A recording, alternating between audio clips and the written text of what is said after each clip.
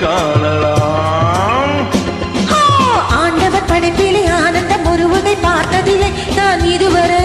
வேண்டிய அளவிலும் விடுகின்ற வரையிலும் பார்த்து வைப்போம் நாம் பல முறை. குடிமகனே பெருங்குடிமகனே, நான் கொடுக்கட்டுமா அதை உனக்கு, கொடுத்து எடுக்கட்டுமா கொஞ்சம் எனக்கு?